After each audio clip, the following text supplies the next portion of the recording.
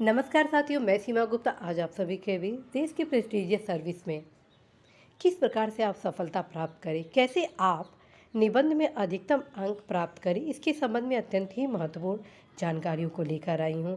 और आज की इस क्लास में, आज के इस गाइडेंस चर्चा में आप सभी के बीच निबंध के दृष्टिकोण, निबंध लिखने की कितनी आयाम, निबंध की शब्द सीमा, पेज, निबंध में अधिकतम अंक कैसे प्राप्त करें और निबंध के लिए नोट्स और रिवीजन की भूमिका पर चर्चा की जानी है, क्योंकि यही ऐसे 5 बिंदु हैं जिनका यदि आप अनुपालन करते हैं तो आप 100% मैक्सिमम नंबर ऐसी राइटिंग में गेन करते हैं। तो सबसे पहले मैं आप सभी के बीच चर्चा करने वाली हूँ निबंध का दृष्टिकोण क्या हो। आप इस माइंड सेट को बैठा लीजिए कि आप शासन प्रशासन का हिस्सा बनने के लिए निबंध लिखने वाले हैं। यदि निबंध पूछा ये जाता है कि आलोचनात्मक व्याख्या करें या आलोचनात्मक बिंदुओं पर प्रकाश डालें, ठीक है, तो इसका ये मतलब नहीं हुआ कि आप उस निबंध से संबंधित जितनी भी आलोचना है टोटल आप आलोचना कर दिए। जितनी समस्याएं हैं वे सारा आप कर दिए कि सिस्टम में ये कमी है, सिस्टम में वो कमी है, यहाँ पे ये समस्या है, वहाँ पे ये समस्या है, और लगे हैं बस कमियों को गिनाने। तो साथियों, यदि ये दृष्टिकोण आप अपनाएंगे तो आपके अंदर शासन प्रशासन की अधिकारियों वाली क्वालिटी का जो व्यक्तित्व का परीक्षण है वो पूर्ण नहीं हो पाएगी, क्योंकि आप प्रेस्टीजियस सर्विस में अपनी सुनिश्चित सफलता के लिए निबंध लिख रहे हैं। और आप शासन प्रशासन के जब अंग बनेंगे तो जितनी भी समस्याएं हैं उसको दूर करने के लिए आपको कार्य करना है। इस प्रकार से सुझाव देना है कि जो भी समाज में समस्याएं हैं उसको हम कैसे दूर करें। तो जो आलोचनाएं हैं उसको लिखने का एक तरीका होना चाहिए, एक दृष्टिकोण होना चाहिए।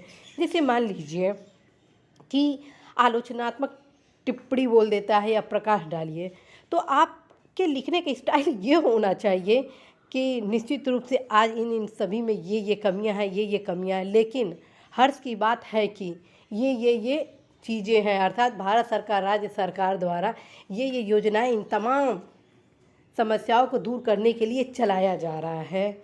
और जब इसको पारदर्शी रूप से क्रियान्वित किया जाएगा तो जितनी भी समस्याएं हैं उसको दूर किया जाना संभव है। जैसा कि पूर्व की क्लासेस में मेरे द्वारा इस दृष्टिकोण पर एक समग्र क्लासेस लिया गया है कि कैसे आप अपने दृष्टिकोण को अपनाएं, क्योंकि अभी हाल में 2-3 बच्चे जो तैयारी कर रहे हैं IAS PCS RO ARO की, उनके द्वारा ये पूछा जा रहा था कि आलोचनात्मक टिप्पणी पर क्या किया जाए। तो वो लोग सारी कमियों को लिखकर हमको उपलब्ध कराए निबंध, और निबंध को पढ़ने पे मुझे लगा कि कितना ये समस्या बता दिए हैं। और मतलब कि एक तरह से सारी जिम्मेदारी, मतलब कि जो भी कमियां हैं वो टोटल किसके ऊपर रिस्पॉन्सिबिलिटी ठहरा दी गई है, सिस्टम को, ठीक। और दूसरी चीज़ क्या कैसे होगा सब, मतलब कि जो लिखने का आयाम था एक आलोचक की तरह नहीं होना चाहिए। आप हमेशा कोई भी आलोचनात्मक टिप्पणी करेंगे तो एक समाधानक के रूप में करेंगे, ऐसा फील हो कि हाँ आपके अंदर क्वालिटी है कि यदि आप शासन प्रशासन के अंग बनेंगे तो समस्याओं का निराकरण करेंगे। निश्चित रूप से जब तक आपको समस्याओं का ज्ञान नहीं होगा तो आप समस्याओं को दूर कैसे करेंगे। तो समस्याओं को, आलोचना को इस प्रकार से अभिव्यक्त करें कि लगे कि हाँ आप सुधारक के रूप में उपयोगी हैं। यदि आप शासन प्रशासन के लिए उपयोगी होंगे तभी साथियों इस आयाम से आपको नंबर अधिक दिया जाएगा। अब हम आते हैं निबंध लिखने के कितने आयाम। साथियों, जब तक आप निबंध में सारे आयाम को सम्मिलित नहीं करेंगे तब तक आपको नंबर नहीं मिलेगा। निबंध किसी भी टॉपिक पे पूछा जाए, लेकिन आप सभी को वे समस्त आयाम उपयोग करने होंगे जो कि बेहद ज़रूरी है। तो आइए जानते हैं निबंध लिखने के कितने आयाम। जैसा कि मैं आप सभी को बता चुकी हूँ, निबंध लिखने के पहले सबसे पहले आप प्रस्तावना इस प्रकार से लिखिए कि उसमें सब कुछ समायोजित हो जाए। निबंध का जो पहला पैराग्राफ होता है वो आपके निबंध का दर्पण होता है। जैसे कि भारतीय संविधान की जो प्रस्तावना है उससे हम जब पढ़ते हैं कि हम भारत के नागरिक हैं, ठीक है, और उसमें सब कुछ दिया गया, अधिकार, कर्तव्य, क्या हमारा शासन है, क्या हमारा प्रशासन है, क्या हमारे अधिकार होंगे, क्या हमारे कर्तव्य होंगे, सब कुछ प्रस्तावना से हमें जानकारी मिल जाती है। तो आप क्या करेंगे, प्रस्तावना का एक समग्र दृष्टिकोण आपको अपनाना होगा। उसके बाद जो दूसरा आपके आयाम है, देखिए प्रथम आयाम में क्या बोली, प्रस्तावना। दूसरा आयाम आपका क्या होना चाहिए, निबंध के टॉपिक से संबंधित मुख्य भाग, जो 2 पैराग्राफ में आपका कंप्लीट होगा। ठीक है, निबंध के टॉपिक से रिलेटेड जो महत्वपूर्ण फैक्ट है, विश्लेषण है, उसको आप 2 पैराग्राफ में समायोजित करेंगे। ठीक है, जो तीसरा आपका पैराग्राफ होगा, अर्थात मतलब तीसरा आयाम होगा और जो चौथा पैराग्राफ के रूप में कन्वर्ट हो रहा है, वो आप क्या लिखेंगे, उनकी उपलब्धियों को, जितनी उपलब्धियां हैं उस उपलब्धि को आप लिखेंगे उस टॉपिक से रिलेटेड। उसके बाद आपके जो चौथा आयाम है उसको किस में कन्वर्ट करेंगे, चौथे आयाम को भारत सरकार, राज्य सरकार की कल्याणकारी योजनाएं, साथ में इस टॉपिक से रिलेटेड यदि कोई ऐसी योजना, नीति, कानून, सम्मेलन, समिति आदि हैं जो कि विश्व स्तर पे भी चलाई जा रही हैं, तो उसको भी आप इस आयाम में सम्मिलित करेंगे। ठीक है, चौथे आयाम में। पांचवा जो आयाम होता है वो होती है आपकी दृष्टि। ठीक है, आप अपनी दृष्टि को इस वाले पैराग्राफ में ऊपर से लेके, यहाँ से लेके मुख्य भाग से लेके भारत सरकार, राज्य सरकार की योजनाओं को इस पैराग्राफ में अपने दृष्टिकोण के साथ समायोजित करेंगे। अब जो नेक्स्ट आयाम आपके आता है, अर्थात सातवां आयाम, सातवां करें छठवां आयाम। छठवां आयाम आपका क्या होना चाहिए, चुनौतियाँ। क्या चुनौती है उस टॉपिक से रिलेटेड। अब आप चुनौतियों को पूरा यहाँ पे रूपांकित करेंगे। और चुनौतियाँ ध्यान रखिएगा, चुनौतियाँ आप कॉमा के माध्यम से लिख सकते हैं। 10-12 चुनौतियाँ आप गिना दीजिए, यदि उसमें चुनौतियाँ नहीं पूछा गया है तो। यदि आलोचनात्मक पूछा गया है तो कम से कम 25 से 30 आपको कमियाँ गिनानी होती है। ठीक है, और यदि नहीं पूछा आलोचना, उसके बावजूद आपको कमियों को गिनाना है, उस टॉपिक से संबंधित जो समस्या है, चुनौतियां हैं, उसको आप कॉमा के माध्यम से, ताकि कम शब्दों में आप ज़्यादा से ज़्यादा विश्लेषण कर सकें, ज़्यादा से ज़्यादा तथ्यों पर प्रकाश डाल सकें। ठीक है, अब चुनौती तो आप गिना दिए, और चूँकि आप शासन प्रशासन के अंग बनने वाले हैं तो फिर इसका तो परीक्षण अगले पैराग्राफ में किया जाएगा कि हाँ, आप समस्या के समाधान के लिए सारी समस्याओं को जान लिए, तो क्या समस्या को जानने के साथ उसके निराकरण की क्षमता रखते हैं कि नहीं रखते हैं। तो अब इसकी जांच आपके नेक्स्ट पैराग्राफ में, अर्थात नेक्स्ट आयाम में की जाएगी कि आप सुझाव क्या दे रहे हैं, जो चुनौतियां हैं, समस्याएं हैं, उसको कैसे दूर करेंगे। तो इस पैराग्राफ की अत्यंत ही महत्वपूर्ण भूमिका होती है। ठीक, तो आप सुझाव दीजिए, ऐसे ऐसे सुझाव दीजिए कि लगे कि हाँ अल्टीमेट सुझाव है, टू मच सुझाव है। यदि इसको इम्प्लीमेंट कर दिया जाए तो निश्चित रूप से ये सारी समस्याओं ख़त्म हो जाएगा और 21वीं सदी भारत की सदी बन जाएगी। आप ये सोचते होंगे सुझाव कैसे होगा, तो साथियों आप सभी को मैं सारा टेक्निक बता चुकी हूँ, कहाँ से क्या कैसे आप उठाएंगे पोर्शन। तो आप अब इसको सुझाव दीजिए कि कैसे इसको सुझाव देना है। सुझाव में ध्यान रखिएगा, भारत में जो भी समस्याएं हैं किसी भी टॉपिक पे, भारत सरकार द्वारा, राज्य सरकार द्वारा तमाम प्रकार की कल्याणकारी योजनाएं चलाई गई हैं। आप ईमानदारी से सोचिए, यदि जितनी भी कल्याणकारी योजनाएं हैं, नीतियां हैं, कानून हैं और जो अन्य सुविधाएं दी गई हैं, यदि उसको पारदर्शी रूप से पूर्ण इम्प्लीमेंट कर दिया जाए तो 100% है सारी समस्याएं जड़ से ख़त्म हो जाएंगी और 21वीं सदी भारत की सदी होगी, विश्व की प्रथम ऐसी मतलब महाशक्ति होगी जिसके डंका पूरे विश्व के कोने कोने में फैलेगा, बशर्ते जितनी योजनाएं हैं वे 100% इम्प्लीमेंट हो जाए। तो आप इस सुझाव को जरूर डालिएगा कि यदि हम सभी दृढ़ इच्छा शक्ति के साथ भारत सरकार, राज्य सरकार की कल्याणकारी योजनाओं को पूर्ण पारदर्शिता के साथ क्रियान्वित करें तो निश्चित रूप से हम उपरोक्त समस्याओं को दूर कर सकते हैं। और इसके अलावा जितने आपके सुझाव हैं जो आप अपने किताब से पढ़ रहे हैं, पत्रिका से पढ़ रहे हैं, जो सुझाव के क्रम में आप सभी को मैं बताई हूँ नोट्स कैसे बनाना, उन सारे सुझाव को आप कॉमा के माध्यम से इस पैराग्राफ में डाल दीजिए। लगे कि आप न सिर्फ समस्या गिना रहे हैं, चुनौतियाँ गिना रहे हैं, बल्कि समाधान के रूप में आपके पास ढेरों विकल्प हैं। निश्चित रूप से यदि आप शासन प्रशासन के अंग बनेंगे तो समस्याओं को दूर कर सकते हैं। तो ये आयाम आपके निबंध में होने चाहिए। अब हम आते हैं नेक्स्ट। ठीक है, नेक्स्ट आयाम क्या है, नेक्स्ट आयाम आपका निबंध क्या संपन्नता होगा। ठीक है, निष्कर्ष होगा।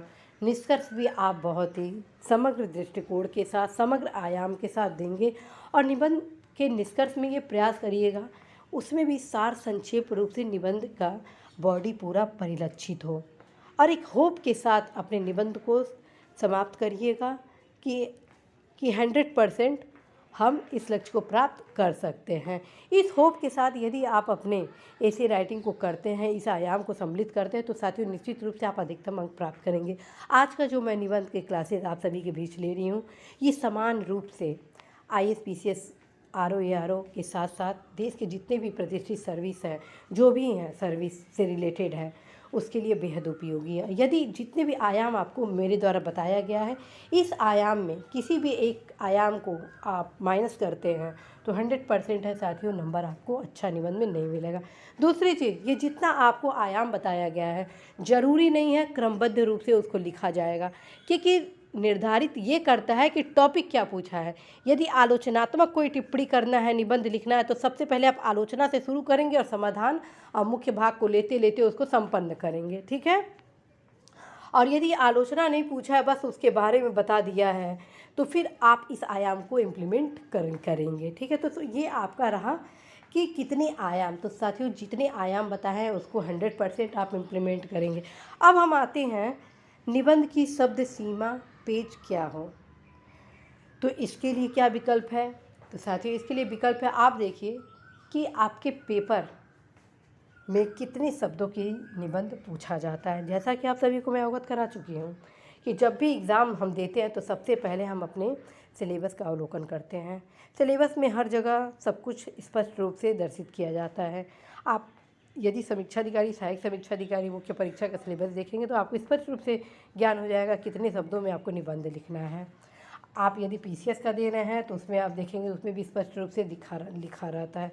ऐसे ही IAS के पेपर में भी आप अवलोकन करेंगे, समय के आधार पर आप एक मोटे मोटे शब्दों का एक आयाम बना लेते हैं कि इतने शब्दों को, क्योंकि देखिए आधे घंटे में ये मान के चला जाता है कि आप 500 to 600 वर्ड यूज़ करते हैं, तो उसी रेशियो में, लेकिन चूँकि ऐसे में बहुत बड़ा नहीं होना चाहिए। क्वालिटी इज़ वेरी इंपॉर्टेंट, ना कि क्वांटिटी, ठीक है। क्वालिटी यदि आपका बेस्ट है तो डेफिनेटली है कि आप बेहतर अंक प्राप्त करते हैं। अब आते हैं पेज। आप प्रैक्टिस करके पहले ही देख लीजिए कि एक पेज में आप कितने शब्द प्रयोग करते हैं, ठीक है, कितने शब्द को आप लिख रहे हैं। जैसे कि मैं अगर लिखती थी तो आपको बता रही हूँ कि 125 वर्ड एक पेज में मेरे आ जाता था। उस हिसाब से मैं अपने कन्वर्ट करती थी कि हाँ मुझे इतने पेज में लिखना था। और यदि आप ऐसे लिख रहे हैं 20, 25 या 50 शब्द ऊपर नीचे हो भी जाता है तो बहुत ज़्यादा समस्या नहीं होता। लेकिन ध्यान रखिए बहुत ज़्यादा शब्दों को लिमिटेशन को क्रॉस नहीं करना चाहिए। क्वालिटी इज़ वेरी इंपॉर्टेंट, ठीक। तो ये आयाम आप ज़रूर ध्यान रखेंगे। और दूसरी चीज़, एक चीज़ जो इसमें नहीं सम्मिलित किया गया है कि निबंध जब आप लिखिएगा तो प्रयास करिएगा कम से कम 3-4 स्लोगन जरूर लिख दीजिएगा, कोटेशन। इससे क्या होता है कि आपके निबंध की जो क्वालिटी होती है वो काफ़ी इम्प्रूव हो जाती है। जैसे ये देखिए, जहाँ न पहुँचे रवि वहाँ पहुँचे कवि, अर्थात देखिए कितने कम शब्दों में कितनी बड़ी व्याख्या कर दिया है। एक लाइन और मैं आपको बताती हूँ, साहित्य समाज का दर्पण है। तो चीज़ इस लाइन ने कितनी बड़ी बात को बोल दिया कि साहित्य के माध्यम से मतलब हम सब कुछ पाते हैं। अगर साहित्य समाज का दर्पण है, इसको व्याख्या करने हम शुरू कर दें तो आप सोचिए कि इस पर कई टेक्स्ट बुक लिखे जा सकते हैं। तो आप कोटेशन का भी प्रयोग करें ताकि आपके एक निबंध में समग्रता का झलक दिखे। अब हम आते हैं निबंध के लिए नोट्स और रिवीजन की भूमिका।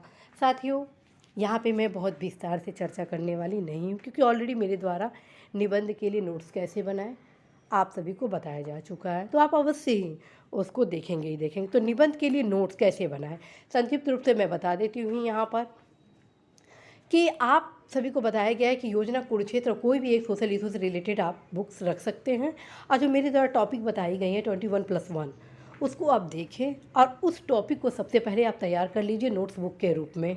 अपने जितने भी महत्वपूर्ण फैक्ट हैं जो हम ऊपर आयाम बताएं, प्रस्तावना कैसे लिखे संबंधित टॉपिक पर, मुख्य भाग में कौन कौन से फैक्ट होने चाहिए, क्या चुनौतियां हैं, क्या समाधान है, भारत सरकार, राज्य सरकार द्वारा संबंधित टॉपिक पर कौन कौन सी योजनाएं चलाई गई, सबको अपने नोट्स में पॉइंट टू पॉइंट लिख डालें, ठीक है। मात्र 3 से 4 घंटा लगेगा एक टॉपिक को कवर करने में। फ़ायदा क्या होगा? फ़ायदा ये होगा, एक तो क्लियर हो जाएगा सारा फैक्ट, दूसरा, जब ये आप बना रहे होंगे तो आपकी विश्लेषणात्मक क्षमता भी डेवलप हो जाएगी। तीसरा मोस्ट इम्पॉर्टेंट ये, जब आपका एग्ज़ाम होगा तो रिवीजन करने में काफ़ी आसानी हो जाएगी, क्योंकि साथियों सफलता एकमात्र उद्देश्य नहीं होना चाहिए, आपका उद्देश्य बेहतर रैंक भी प्राप्त करना होना चाहिए। और इसके लिए revision is very important. Without revision आप सफलता पर भी प्रश्न चिन्ह खड़ा करेंगे और बेहतर रैंक में भी प्रश्न चिन्ह खड़ा करेंगे। तो इसलिए मैं आप सभी को कहती हैं, कम किताबें पढ़िए, लेकिन जो भी पढ़िए रिवीजन ज़रूर करिए। तो साथियों, आज आप सभी को मेरे द्वारा निबंध से संबंधित वे तमाम महत्वपूर्ण आयाम बताए गए, जो कि आप सभी के लिए बेहद खास हैं। तो आप अवश्य इस सारे आयाम को अपनाइएगा। आप सभी के बीच मेरे द्वारा हर वीकेंड पर एक टेस्ट सीरीज लाया जाता है। साथ में आप सभी को बताया जाता है कि यदि आप निर्धारित समयावधि के अंतर्गत अपने निबंध की कॉपी को उपलब्ध कराते हैं तो निश्चित रूप से आप सभी के निबंध को जांचा जाएगा और मूल्यांकित करके उसमें क्या कमियां हैं, क्या सुधार की अपेक्षाएं हैं, वे टोटल कुछ बताया जाता है। और साथियों, कहा जाता है कि आप सभी के बीच एक प्रेशर भी बनाया जाता है, क्योंकि आप यदि इस दबाव में हर वीकेंड एक ऐसे लिखने आरंभ कर देंगे तो 100% एग्ज़ाम आते आते तक आप एक बेहतर ऐसे राइटिंग की कला को डेवलप कर लेंगे, क्योंकि ऐसे राइटिंग एक स्किल है और इस स्किल को डेवलप आप तब कर सकते हैं जब हर समय आप ये सोचें कि मुझे सक्सेस होना है, और इसके लिए आपको वीकेंड में एक ऐसे राइटिंग ज़रूर करना होगा। तो साथियों, आई होप कि आप सभी इन सारे आयाम को अपनाएंगे और अवश्य ही बेहतर से बेहतर निबंध लिखेंगे, क्योंकि निबंध आप सभी के व्यक्तित्व को दर्शाता है। और मुझे पूरा भरोसा है कि यदि आप शासन प्रशासन के अंग बनेंगे तो निश्चित रूप से हमारे देश की नई दिशा और दशा का मार्ग प्रशस्त होगा। 21वीं सदी भारत की सदी स्थापित होगी। नमस्कार।